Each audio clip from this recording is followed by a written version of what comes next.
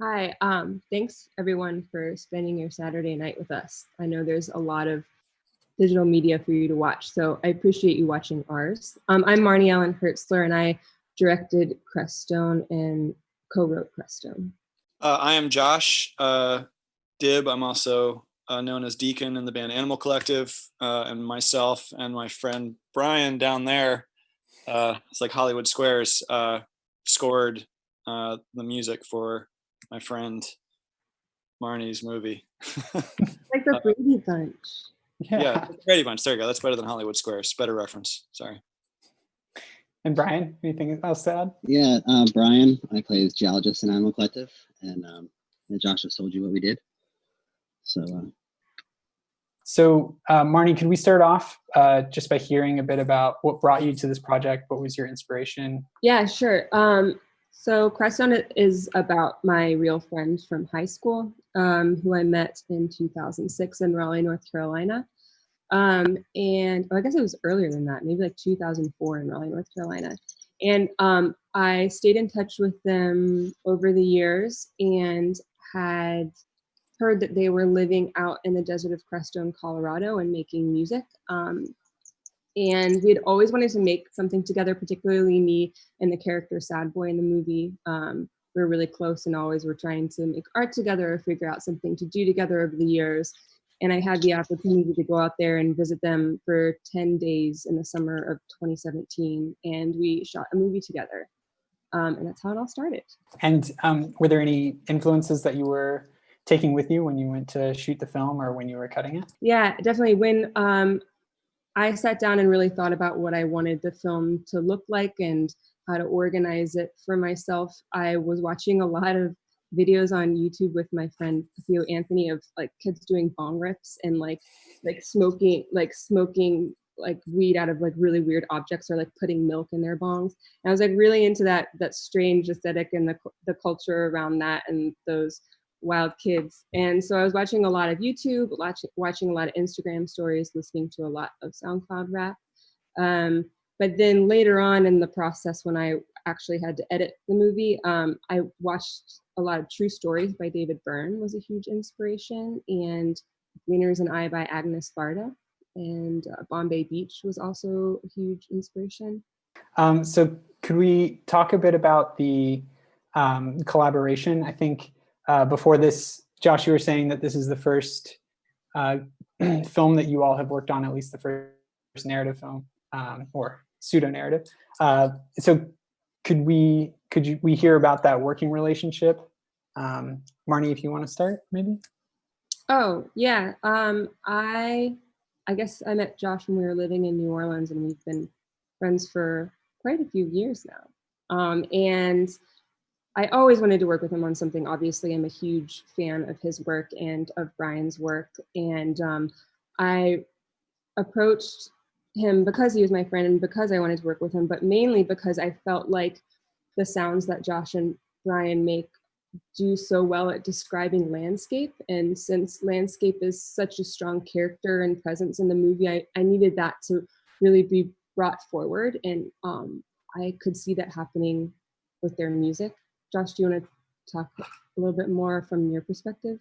Yeah, well, yeah. I mean, in terms of like soundtracking or scoring a film, Brian and I and the other guys in the band have had kind of two, really one opportunity of movies that we were sort of directly involved in the making of. Primarily a movie called Oddsack that we started working on in 2006 with our friend Danny Perez, who we'd done a lot of work with in the past. And I think that we sort of all in different ways sort of grew up with a lot of appreciation for the impact of film and movie soundtrack and like what kind of what the sort of intersect is between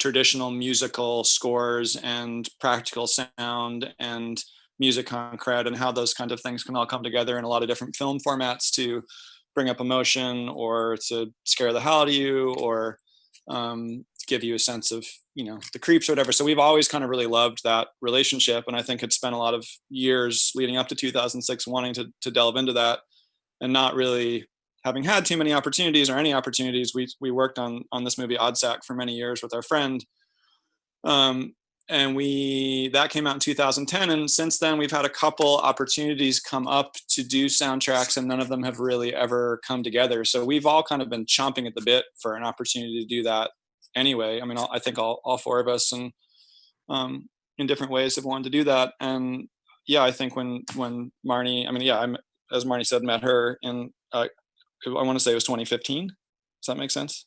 Yeah. In New Orleans.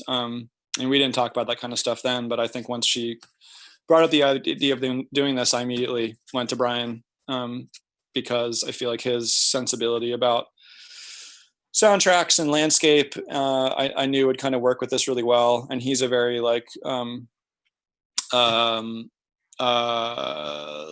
he sort of thinks through a sort of approach in a not in a dry mental way, but like he kind of like plots things out, and I'm kind of just like I don't know, I just like flail at stuff until it feels right.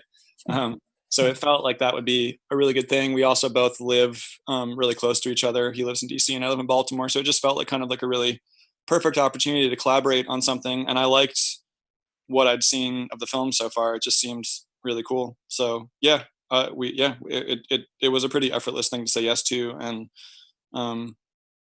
I don't want to say effortless to make, but it was really like fun. And I think Brian and I both just felt really like engaged in doing it, and felt like kind of like a playground of sounds. And Brian had a lot of really, I think a lot of really good sort of initial ideas for how to kind of approach certain things. And once he sort of like laid out a template, it felt really easy for me just to, I don't know, do whatever I do. Not really sure what I do. I played a lot of piano. Brian, anything to add? I mean, yeah, Josh and Marnie described the process pretty well, at least like the initial stages. You guys can hear me? I'm outside of my house, so I'm not really sure. But yeah, I mean, I used to live in Tucson or outside of Tucson in the Sonoran Desert, and that landscape, just arid Western landscapes, has always had a big effect on me. I miss it quite a bit, and I've always wanted to interact with it musically. It was one of the reasons we recorded Strawberry Jam, the Animal Collective record, out there, which I'm not really sure exactly if the desert influenced that one so much, but like one of my favorite film soundtracks is called when Marnie started describing the movie to us and showed us some footage, this is completely my interpretation of it, and I don't mean to speak for her, and she can just tell me it's wrong, but I don't think you did at the time, Marnie. It felt like a cosmic Western to me a little bit, like in the tradition of, I mean, like an obvious one being Easy Rider or something, like the commune scenes and that. And it reminded me also this other Peter Fonda movie called Hired Hand, except it was, whereas the I don't want to call them characters because they're real people, the Dead God crew, whereas they moved out to Colorado to start this alternative lifestyle in very much the way that was romanticized in those old sort of hippie Western movies. But it was very current, like they're still engaged with technology and social media and using computers to make their music. Like it was not like just like your typical rootsy back to the land, like hippie cosmic Western. And that was really attractive to me in terms of a way of like interacting with this landscape that I love so much, but like I can't play guitar really at all.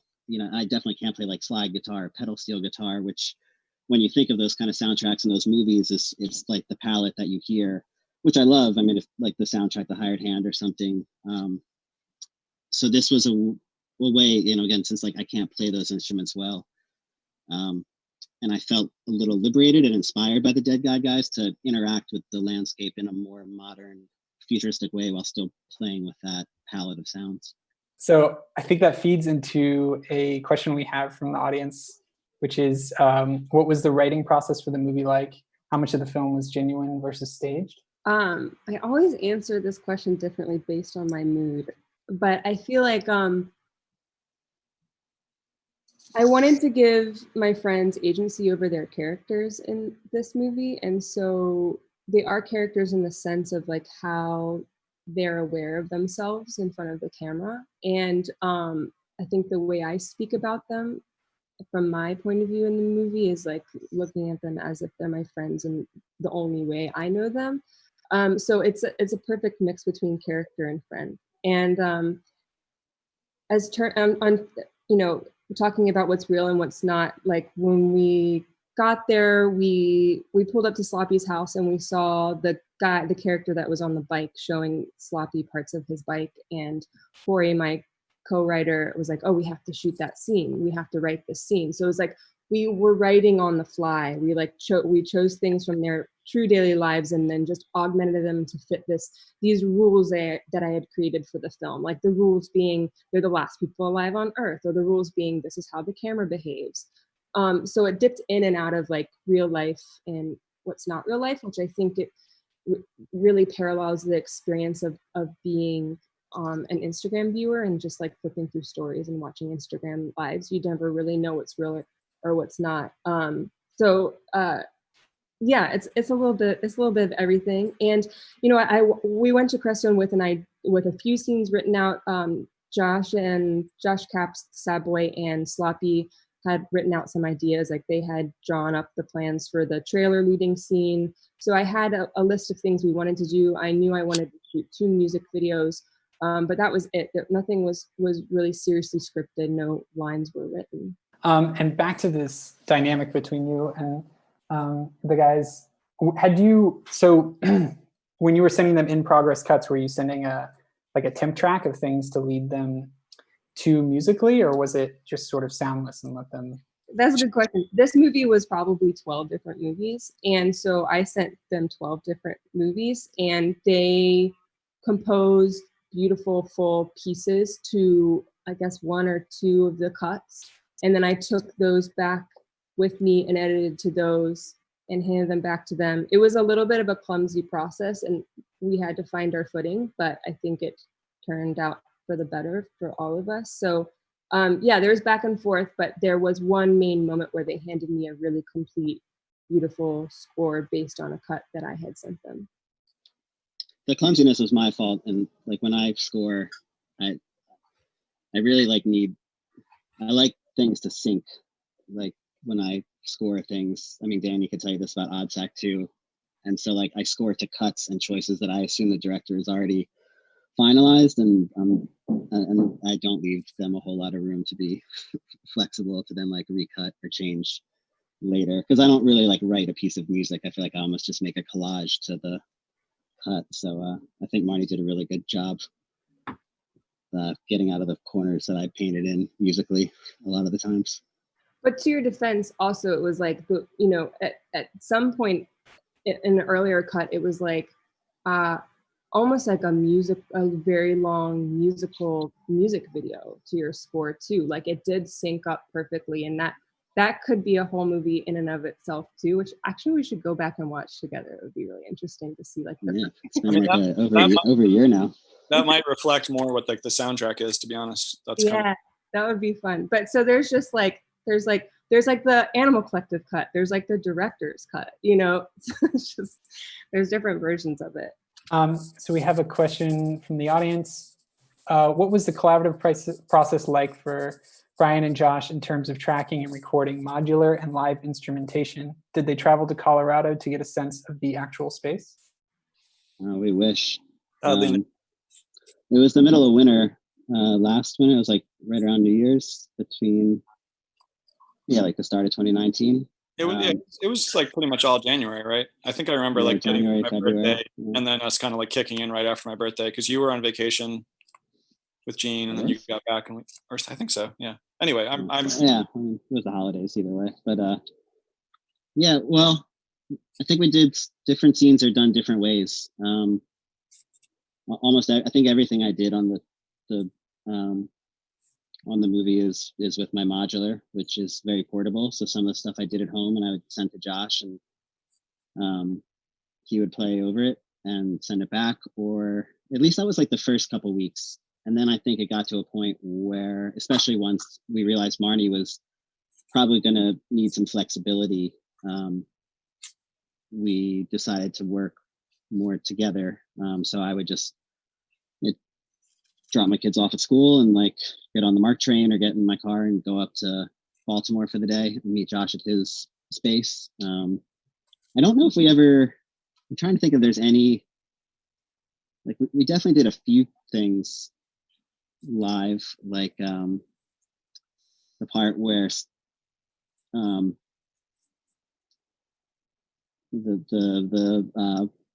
LARPing scene, with the acid monologue. I think you reamped that live. I think I played that. I don't think I played that in the room with you. I think I played that on my own. I remember sending it to you. Okay, well, then I guess not. Yeah. But there was definitely some things we did live, but no.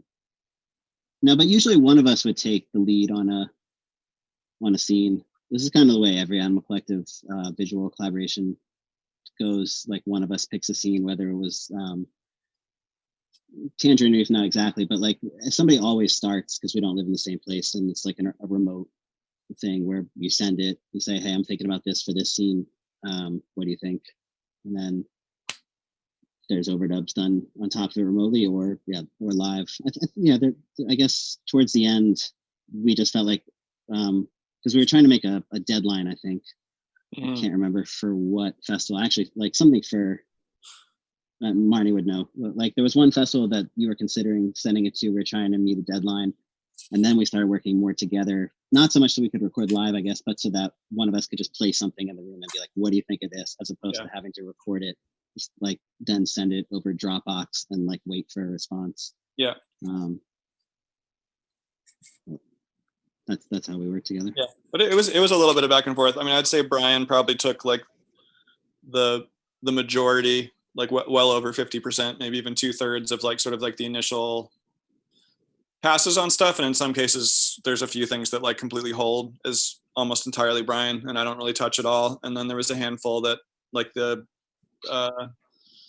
like when the guys are kind of sleeping in the room and there's like piano music and singing, that's kind of was started with something I was doing. The dune scene is sort of like a rhythm that Brian had, but I kind of wrote a song on top of that. The sort of like when the biking kid is like biking into the flames, that was like a thing I kind of put together. But we just would, but yeah, and then there was other things where Brian would do something and I would just sort of play like improvised piano kind of on top of it. And oftentimes like the first take of what I would do, I would set up the film and like watch it as I was playing and just sort of like follow the emotion of like the shot and what Brian had already laid down and just kind of follow it. And there was a handful where like I would try to do it like 2 or 3 times or even 4 and then just be like, oh, the first one was the best one. And yeah, I just was really drawn at that time to be using like natural instruments. And I think since Brian's stuff was so much in the modular zone, it felt like it fit together really well. And in some cases we kind of let it kind of stay feeling like relatively acoustic sounding. And in other cases it felt like the right thing to do to kind of take what I had done and further process it through Brian's modular setup. So like we would take like a piano track that I'd done and then run it through his modular and like, you know, set up some sort of like effects chain to kind of get it to go even further. And then we had a bunch of sessions where Marnie got to come in the studio and we would sort of watch stuff together and like kind of pick through details of sort of emotions and cuts. And as far as I remember, there was only one thing that she fully rejected. It was the toughest scene. I think you asked earlier, there was like, did she give any like vibe track with it? And I think that was the only scene, the dune scene, like you had something in mind that you really wanted. And she was like, you know, can we do this? And the person that we all know the person that like made that music, and we had like asked him if he wanted to do it, and he just kind of never really got it together. He seemed kind of interested, but it just wasn't kind of on his priority list. So like we could sort of, Brian, I could tell that she was really attached to that feeling, and it was the sound, because that's just not how we'd want to do something. But at the same time, we can tell that's like what Marnie wants. So we kind of like had to try different things. And our first attempt at it, which I seem to recall, like both Brian and I really liking and being like, yeah, we nailed it. This is gonna be awesome. Like she's gonna be psyched. And we sent it and she was like, this is not what I want at all. And I think at first we were like really bummed about it, but it ended up hard. I'm really glad in the end, because I feel like what we did, the second thing we did, was way better. I have serious demoitis. It happens every time here. I try not to choose a song that I like before I talk to the composer, because I'm like, well, it doesn't sound like the song that I like. So I'm learning. Happens to the best of us. Yeah, demoitis is a very real thing. deal with it within our music. Sometimes we like somebody makes a demo and then we're just like, we can't make it better than the demo. But I'm gonna be like really sappy, but I do really like what you guys did better than the other guys now. Don't tell them that. But I really like how it turned out. That scene is gorgeous. And oh my gosh, when we were sound mixing that scene, one of the sound engineers cried when we watched it. During that scene, he cried at the watch through. He was like so moved by the music. I don't know if I told you that, but that it turned out great anyway. No matter happy with it about it. So Marnie, have all of your subjects seen the film? What do they think of it? Oh yeah, they're actually in the chat box right now. But I was so nervous for them to see it. We were supposed to all watch it together at South by Southwest, and of course that never happened. So that was a huge blow, and we had to watch it all together during an online screening, which turned out being great. And I was so happy that they loved it as much as they did. I think especially, I know Hakeem is watching this. I think especially Hakeem, like I was really scared for his judgment because he's a tough one to crack. But I think he really liked it, and everyone was really happy with the way they looked and the way they sounded. So yeah, that was a huge relief. Awesome. So we did have a question. Will the soundtrack be released as an album?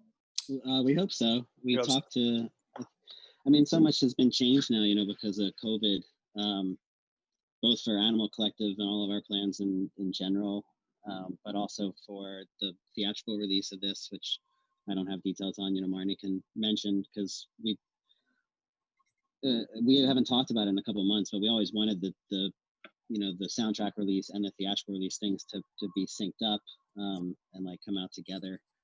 But yeah, so I don't know when. I hope sooner than later. But yeah, we hope to put it out. I just want to take a moment to say our dear friend Ben Jerome, who was in the film, he was the guy leading us in the drone from the sky through the movie. He passed away suddenly about a month or two ago. And I just want to take a moment to say that we're all really grateful for my experience with Ben's and his character in the movie, and this film has been dedicated to him. And I think Josh and Sloppy are saying the same in the chat too. They say rest in peace, Ben Jerome. On that, could we get an update from all of the friends and the characters? What's life like now? How are y'all doing? I think it's great. Ryan's back in Florida. He's started a really amazing clothing company. I think I own a couple of his pieces now called Paranoia. Sloppy and Sad Boy and Hakeem and Fong are back on the East Coast as of now, and Huckleberry's in Asheville. Everyone seems to be doing really well. I keep in touch with them just through like DMs and texts right now, but yeah, they seem to be doing okay. Being that they're artists themselves, did they have much input during the filmmaking process, or were you directing, yourself without without their input? Yeah, definitely during the shooting process, it was very collaborative. Again, we had like a few ideas for scenes, and a lot of them were their ideas to begin with, and so that was me just kind of like directing them through getting that scene shot. I think the scene where Sloppy is angry about Avatar not working, we all wrote that really collaboratively, and that was all Sloppy's dialogue. So it was a mix of everything. But once I left CRESTONE and started editing, they didn't hear from me for like 2 years, and they were very patient. But so the editing was very lonely. It was just, Albert Burney and me and Corey and the memory guys, Chris Osborne and Meredith Moore. So we were all working on it behind the scenes, and they didn't see any of it until just a few months ago. So going to the process of the film, you've sort of floated between genres in your past shorts. We've had Hi, I Need to Be Loved at the festival last year, which is definitely a hybrid. You have a short called Dirt Daughter, which is more of a narrative film. So what draws you to this process of being on that cusp between truth and reality and fiction? I don't come from a traditional filmmaking background or storytelling background. I studied visual arts, so and I have a background in social work and psychology. So I just piece together my stories the best way I know how, and that happens to be hybrid doc filmmaking. I am so drawn to people and real stories and in real life, and I want to lift those up, but also create little worlds for them to, little packages for them to exist in on my own, that I feel like is my own. So I'm just naturally drawn to storytelling that way.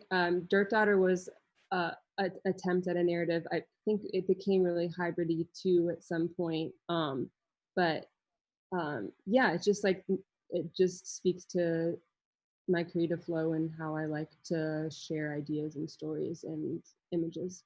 I saw, just to send something wild out, I saw something on Letterboxd that was a 4-star review that said, SoundCloud rap Malik.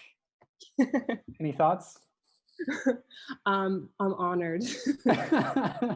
Badlands is my favorite movie, so that one made me giggle. That was another demoitis moment I think you had too, right? With like, not with visually, but like musically, you were like, come, like, just go listen to Badlands. You'll know what I want. Just license this music for me, thank you. No, that I love Carl Orff. He's the composer of Badlands, and I referenced him in the score for How You Need to Be Loved Too. I really need to get over it. But yeah, I love, the way Terrence Malick, particularly in that movie, uses the landscape as a character is something I'm really interested in, and clearly what I tried to embody within CRESTONE as well. So a question for Brian. I vaguely remember you were involved in a live score of Persona not too long ago. Didn't get a chance to catch it, but I imagine it was a pretty different experience. Can you speak to how your preparation / approach / process differed between the two?